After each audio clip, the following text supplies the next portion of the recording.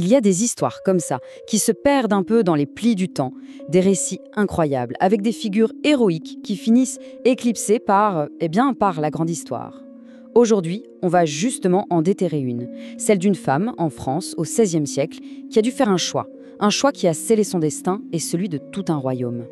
La question est brutale, presque impensable quand on y pense. Devoir choisir entre la loyauté envers son pays, son devoir, et la vie de la personne qu'on aime. C'est pourtant exactement le dilemme qui s'est retrouvé au cœur de la vie de Française de Sézélie. Alors, pour vraiment saisir la portée de ce choix impossible, il faut d'abord qu'on se penche sur qui elle était, cette femme, et sur le monde, disons-le, assez tumultueux dans lequel elle a vécu. Voilà, tout commence ici. Française de Sézélie naît le 28 mai 1558 à Montpellier. Une date et un lieu qui ne sont pas anodins, car il la place pile à un moment charnière, un point de bascule de l'histoire de France. Et il faut savoir que la famille Sézélie, ce n'était pas n'importe qui. Non, c'était une vraie dynastie dont l'histoire personnelle est complètement liée à l'ascension de sa ville, Montpellier. Leur ascension, elle est vraiment impressionnante. Elle s'étend sur plus de 2 siècles. Regardez, en 1329, le premier ancêtre connu, c'est un marchand drapier. 1 siècle et demi plus tard, en 1480, gros changement de statut, Étienne Sézélie est anobli par le roi Louis XI lui-même pour sa réussite commerciale. Et puis, le vrai tournant, c'est en 1533. Jean de Sézélie, le père de Française, quitte le monde du commerce pour les hautes charges royales. Il devient président de la Chambre des comptes. C'est énorme. Donc, quand Française naît, elle arrive dans une famille noble, puissante et très respectée. Mais voilà, cette belle ascension familiale se déroule dans un royaume qui est, lui, au bord du chaos.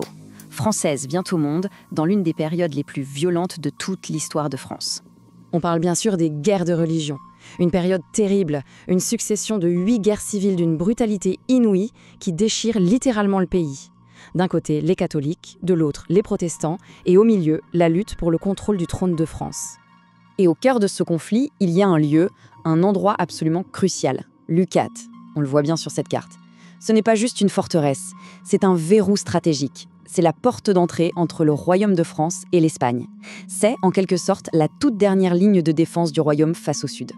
Le conflit va atteindre son paroxysme dans ce que les historiens appellent la guerre des 3 Henri. C'est une lutte acharnée, sans merci, pour la succession au trône qui met vraiment le royaume à feu et à sang. Et c'est là, précisément à Leucate, que le destin personnel de Française va percuter de plein fouet la grande histoire, avec un grand H. On est donc en 1589.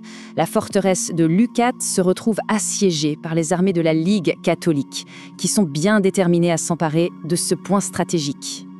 Petit problème, le gouverneur de la place, son mari Jean de Barry, est absent. Alors, contre toute attente pour l'époque, c'est elle, Française de Sézélie, qui prend les choses en main. Elle prend le commandement et organise la résistance. Mais la situation, déjà tendue, va virer au drame personnel. Les assaillants réussissent à capturer son mari. Ils le tiennent maintenant en otage. Et leur ultimatum est d'une clarté terrifiante. La reddition de la forteresse ou la mort de son époux. Le choix impossible est posé. Sa réponse, même si on n'a pas la citation exacte mot pour mot, l'esprit est là.